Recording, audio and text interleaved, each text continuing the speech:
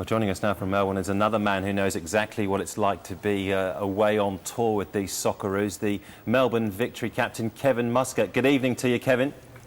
Evening, boys. How are you? Well, thank you. Kevin, what have you made of the new boss and how the Socceroos played the other night? Oh, look, I've got to be totally honest off the bat. I didn't actually get to see the game, unfortunately. But look, just even the refreshing thing for me, even just listening to Lucas there, is the fact that the players have remained positive. Albeit there's been some change at the top, and everything coming out of the camp has been nothing short of positive. And it's also good to hear that he's going to give some other players a chance to shine and maybe stake a claim for the Asian Cup. Kevin, inevitably, will there be a natural lift? There's new opinions, fresh input coming in from a new boss. You'd expect the players to have a natural lift, would you not?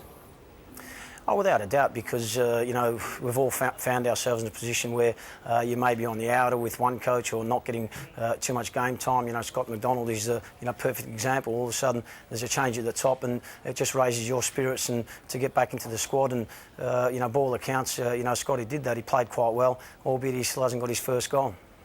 Muskie Driller here. You've obviously probably heard about the stuff that's going on with Newcastle Jets. How does that make you feel that you're hearing the FFA have to help them out? Yeah, it's very disappointing to be honest. But we find ourselves in a position now where the FFA have to intervene and support another club. Our code of football has made so many strides forward in the last 6 years, and the clubs just needing help from time to time. Isn't it making it easy on the FFA? But fortunately, they have stepped in and going to give the football club, all the support they need. In the last week, Muskie, we've been hearing a lot about these dives and the sanctions and the suspensions that were given to a couple of players. What did you make of all that?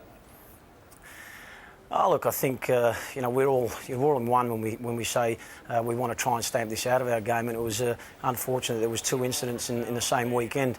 But look, I think Liam Reddy was got off the red card, if you like, because of inconclusive evidence.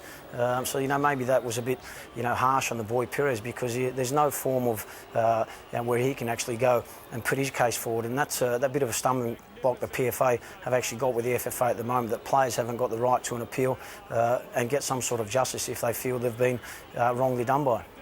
Muskie Spider here, buddy. Tell us, what is going on with you guys?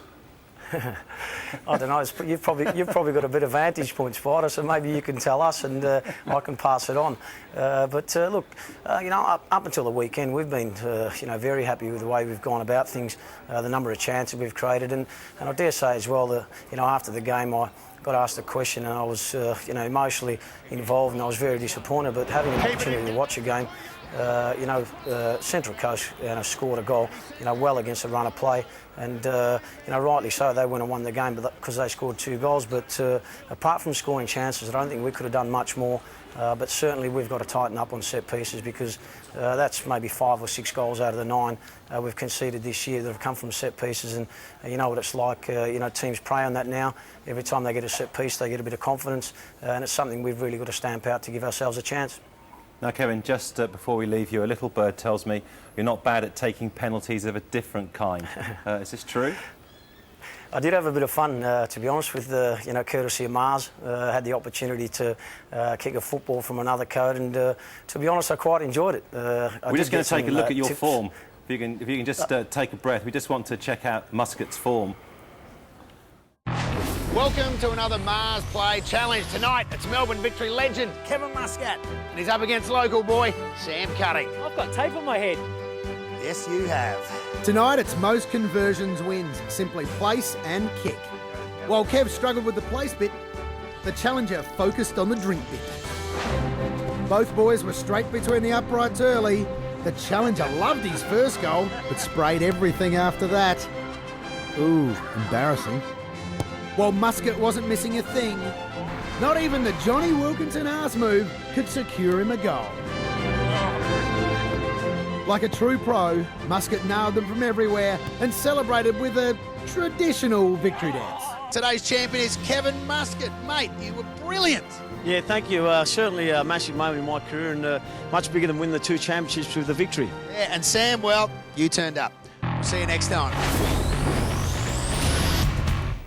Yes, and you can win one of these specially marked Mars footballs by simply buying a Mars bar and checking the wrapper to see if you're a winner. Let's go back to Kevin. I've got to say you look pretty good there, mate. It can't have been your first time, surely. It actually was. I've got to be honest. Rubbish. I had a couple of practices, but actually we trained at Amy Park with the Melbourne Storm, so I did get some advice from a few of their players. And Spider, what do you think, mate? It was a bit of a natural. Mate, I can't believe you were kicking them so straight. Any thought maybe American football once you retire, Muskie? Not really. I don't think so. I'm just, getting by at the moment, thoroughly enjoying it, obviously. But at this point in time, I'm more than happy with where I am. OK, thanks very much for joining us, Kevin, here on World Football News.